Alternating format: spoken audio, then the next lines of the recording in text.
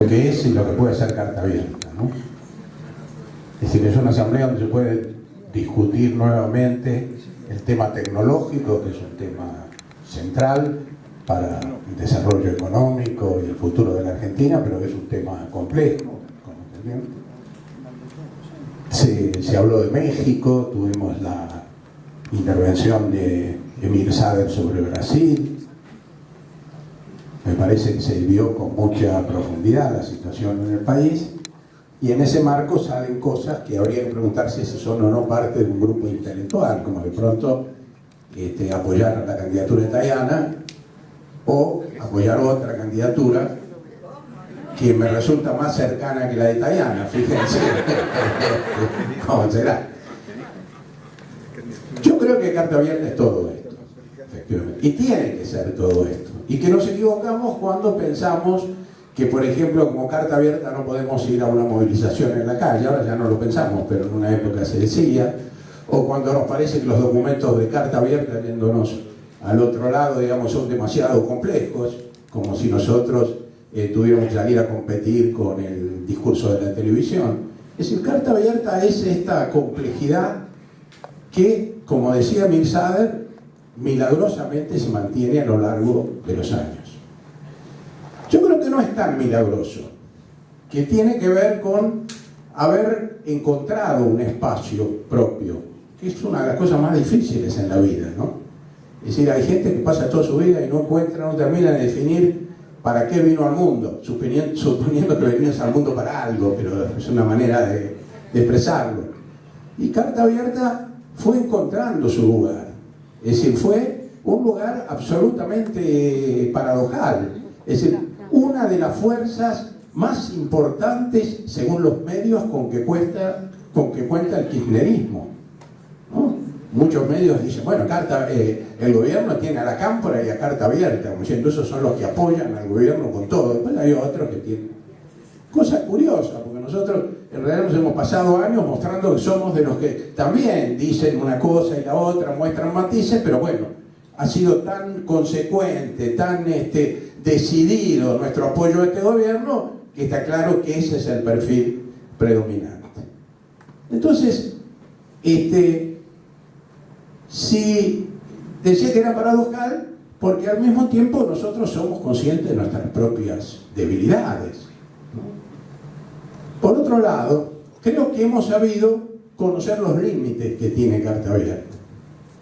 Por eso, esta propuesta que hoy se hace, que yo mentiría si dijera que me sorprende, porque ustedes se dan cuenta que, aunque más no fuera que por delicadeza, es un término que se suena un poco burgués, pero que no me parece despreciable en absoluto, el compañero no pudo haber dicho lo que dijo sin comunicármelo a mí antes. Así que no me voy a hacer el sorprendido.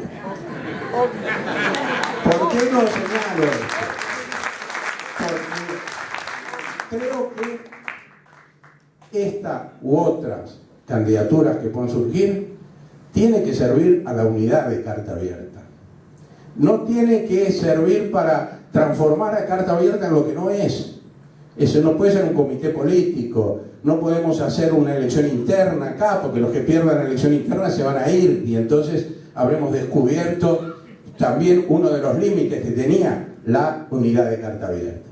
Entonces a mí, desde ya, agradeciendo obviamente lo que planteó Lido y los compañeros que junto con Lido están planteándose esta posibilidad, yo digo que yo soy un hombre de Carta Abierta y que ni esta candidatura ni absolutamente nada de lo que me proponga hacer puede servir para poner en peligro ni la unidad de Carta Abierta ni la forma de funcionamiento de Carta Abierta. Y creo, modestamente, que tengo alguna autoridad para decirlo, porque no todo lo que pasó en estos años era exactamente lo que yo esperaba que ocurriera, y sin embargo fui el más, no sé si el más, como todos, integrante de Carta Abierta en todas las ocasiones en que hubo que estar presente. Agotado ese tema, entonces, quiero referirme a algunas de las cosas que se dijeron en esta asamblea. Me sorprendió, en principio, la mirada de Emir Sader sobre la situación internacional y el peso del neoliberalismo y la situación de defensiva en la que estábamos. Me hizo recordar lo que planteaba Pilar Calveiro en este mismo lugar cuando presentamos su último libro con Zaffaroni. Ella tenía una visión de la situación en el mundo que se veía en forma de expresarse, había un matiz muy notable en relación con cómo hablábamos nosotros, que nos sentíamos en un mundo que estaba avanzando, cuestionando el neoliberalismo.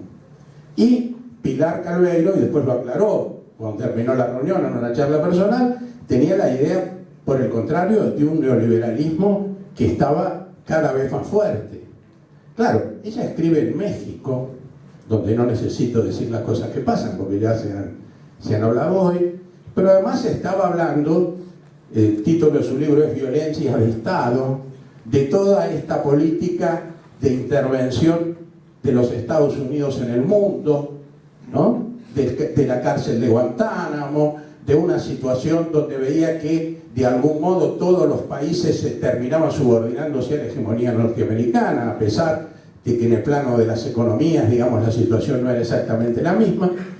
Entonces, yo creo que esto hay que tenerlo en cuenta, porque a veces miramos demasiado la situación nuestra, ¿no? Y acá, con todas las limitaciones, con todas las críticas, con todas las asignaturas pendientes, realmente nos sentimos que estamos avanzando decididamente para dejar atrás el neoliberalismo. Pero además acá tenemos una ventaja en relación con el mundo que Mirno mencionó. Acá tuvimos en el año 2001 una crisis muy importante y un estallido político notable, donde el discurso común fue el rechazo al neoliberalismo. Esto no ha pasado en muchos lugares del mundo. Y si las políticas después del 2003 que desarrolló Néstor Kirchner pudieron llevarse adelante, también tiene que ver con ese consenso que quedó en la sociedad cuando el mismo Cavallo, que había sido el inventor de la convertibilidad, fue el principal personaje repudiado por el conjunto de la sociedad, desde los piqueteros hasta los sobernistas de clase media, en el momento del estallido del 2001. Pero sin embargo esa ventaja, por así llamarle, que tenemos, se ve cuán relativa es cuando vemos que el discurso de los medios parece que no hubiera existido en 2001. Vuelven los mismos economistas que asesoraron a Menem, y por otro lado se siguen privilegiando ciertos temas, la reducción del gasto público, la preocupación por la inflación, de un modo tal que cualquier política antiinflacionaria ya sería buena por el solo hecho de ser antiinflacionaria, sin que nos preocupen las consecuencias sobre el nivel de empleo, sobre la situación social, etc. Y esto me hace pensar en qué difícil es hacer retroceder a estos enemigos que desde el poder económico y desde los medios nos critican.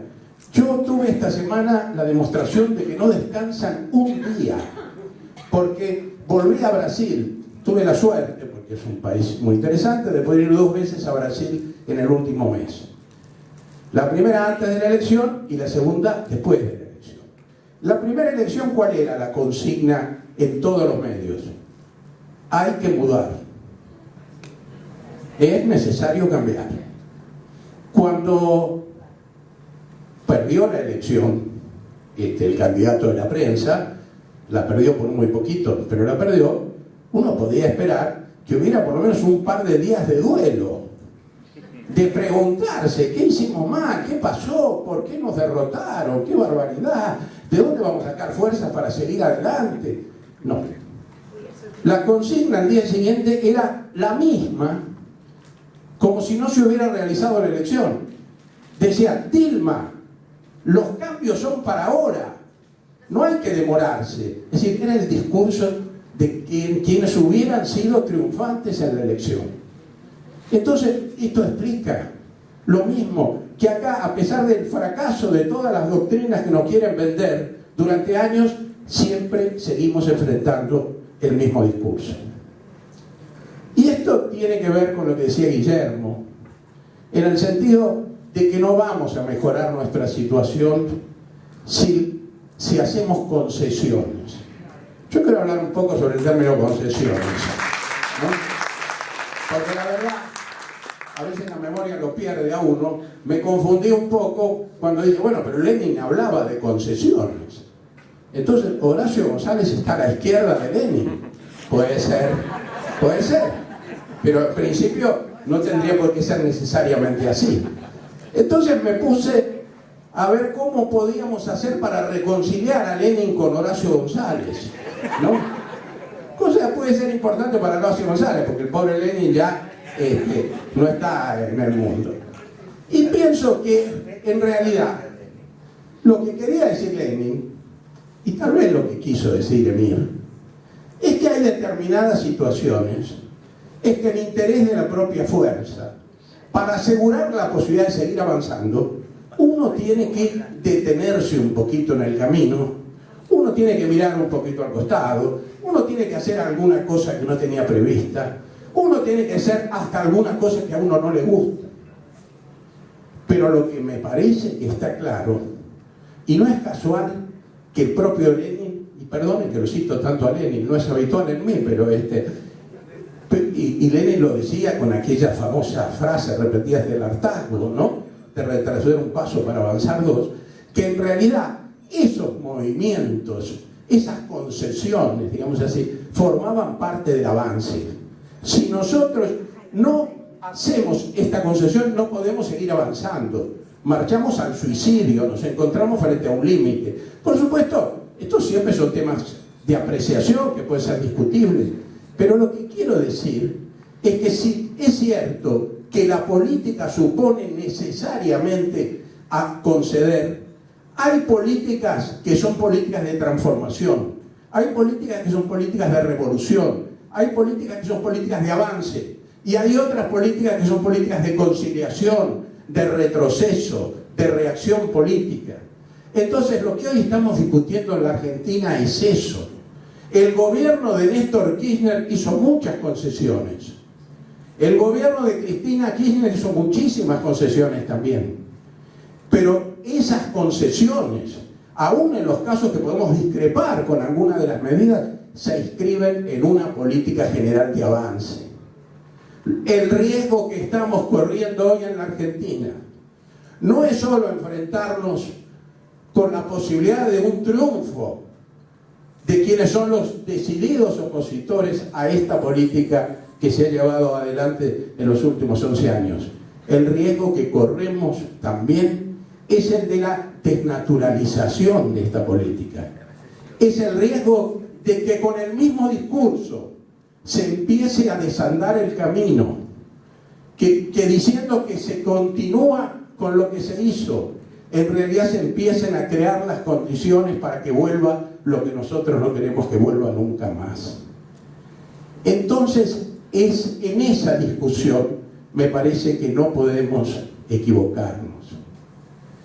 El otro día en una reunión en la coordinación, un compañero usó una palabra que me hizo pensar. Dijo, hay que evitar la normalización. ¿Qué quiere decir esto? Me acordé inmediatamente de Foster y su polémica noción de anomalía. Porque claro, normalizar es terminar con la anomalía. Y a veces nosotros discutimos el término anomalía, reconociendo la sagacidad, digamos, de Ricardo de haber captado en ese momento lo que significaba un acontecimiento realmente inesperado, porque ni era esperable la victoria de Kirchner, ni tampoco era esperable que Kirchner empezara a gobernar en el sentido de ruptura tan notable como lo hizo, ¿no es cierto? Pero por otro lado decíamos, bueno, sí, anomalía, pero al mismo tiempo, si Kirchner se pudo apoyar en la tradición militante de los años 70, era porque esa tradición no estaba muerta. Entonces, esa anomalía tiene algunas raíces en el pasado argentino. Y también decíamos, como dijimos hace un rato, si se pudo llevar adelante después del 2003 las políticas económicas y sociales que llevó este gobierno y las políticas de derechos humanos que llevó este gobierno, algo tiene que ver con la formidable crisis que se produjo en la conciencia de los argentinos en el año 2001. Entonces, sigue siendo una anomalía, pero es una anomalía que podemos encontrarle raíces, anclajes en la realidad anterior de la Argentina. Pero ahora hay que rescatar esta idea de lo excepcional, de lo anómalo, de lo sorpresivo, porque eso es precisamente lo que se quiere borrar. Para decirlo, en otras palabras, le quieren sacar al kirchnerismo todo lo que tiene de interesante, de divertido, de convocante, de transgresor.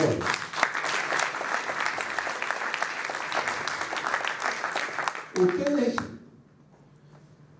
vean en algunos canales algunos festivales que organiza la Dirección de Cultura de alguna provincia cercana, acá cruzando la General Paz, y van a tener una idea de cuál es el debate sobre política cultural y política de medios que podemos. A lo mejor vamos a tener que decirle a Tinelli que vuelva, aunque seguramente no va a hacer falta, porque también va a estar. Entonces, me parece que esa es la discusión que hoy está planteada. Y en esa discusión, nosotros tenemos que hacer hasta lo imposible por evitar que se produzca esta disfrazada operación de normalización. Por otro lado, en la comida que hizo Jorge Tayana esta semana, me gustó escucharlo decir con una fuerza que todavía no le escuché a otros candidatos, decir no es lo mismo ganar que perder. Esto es tan obvio que en cualquier otra circunstancia de la política argentina daría vergüenza que hubiera que decir esto. Pero como cada día se afirma más esta idea de que, bueno, en última instancia esto es irreversible, entonces si perdemos después volvemos con más fuerza, me gustó que uno de los candidatos planteara eso. Porque acá no se trata de acomodarse de antemano a una derrota. Se trata de hacer lo imposible porque esa derrota no se produce.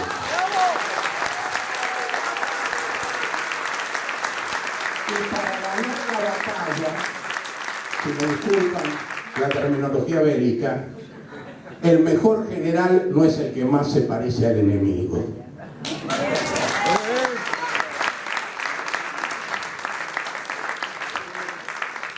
Pero a pesar de este optimismo, que me parece necesario y que me brota por otro lado naturalmente, yo creo que sería irresponsable no pensar también que las elecciones se ganan o se pierden. Que lo que pasó en Brasil, ese tremendo alivio que sentimos, podría haber sido distinto, porque hubo un 3% de diferencia. Entonces, nadie puede negar la posibilidad de que el resultado de las elecciones no sea favorable.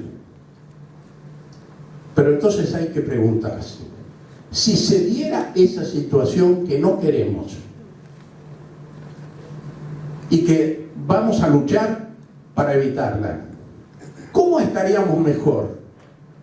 Si hubiéramos negociado con este adversario disfrazado entre nuestras filas, o si hubiéramos peleado hasta último momento y hubiéramos contribuido a fortalecer en el seno del kirchnerismo una corriente que hoy estará dispuesta para pelear esta presidencia y que si la suerte no nos acompaña va a estar dispuesta para hacer oposición, para hacer control y para seguir trabajando para profundizar el proceso más allá del 2015. Entonces, la respuesta es muy sencilla. La mejor manera de fortalecer esa corriente, en la que se inscribe carta abierta desde el primer día, la de los que no ven el kirchnerismo como una estación de paso, la de los que no vemos el kirchnerismo como un momento que asume el peronismo que puede después normalizarse y volver a sus cauces. Para eso, lo mejor es conformar hoy esta corriente en la lucha para impedir que vuelva atrás lo que se ha hecho en estos 12 años. Entonces, es una falsa disyuntiva. ¿Aceptamos esto o peleamos para evitarlo? No. Nosotros peleamos para evitar esto porque esto es lo que no nos gusta, porque queremos la transformación, la profundización, la continuidad. Pero sabemos que en el caso de que no tuviéramos suerte en las elecciones, estaríamos mucho mejor para seguir trabajando por la continuidad del proyecto kirchnerista si hubiéramos hecho hasta lo imposible por evitar una derrota electoral. Porque así tendríamos una fuerza de gente satisfecha, de que actúa a conciencia, de acuerdo con sus convicciones. Del otro modo, vamos a tener un grupo de gente que se va a mirar al espejo y se va a preguntar desde la mañana a la noche ¿por qué fuimos tan tontos? ¿Por qué fuimos tan poco consecuentes? ¿Por qué no nos animamos a actuar en función de nuestras convicciones? ¿Por qué, como dijo Pepe hace un rato, nosotros no nos animamos a librarla adelante la batalla de las ideas? A mí me parece que esa es la tarea. Y la candidatura de Tayana, la que el compañero, a quien le agradezco nuevamente, planteó hoy, y que se refiere a mi persona, y cualquier otra que surja o que apoyemos, tiene que servir, no para acomodarnos en la situación electoral, ni para negociar puestos en el futuro gobierno. Tiene que servir para fortalecer una corriente de opinión que rescate lo mejor de estos 12 años del kirchnerismo y proponga un camino para seguir adelante. Muchas gracias.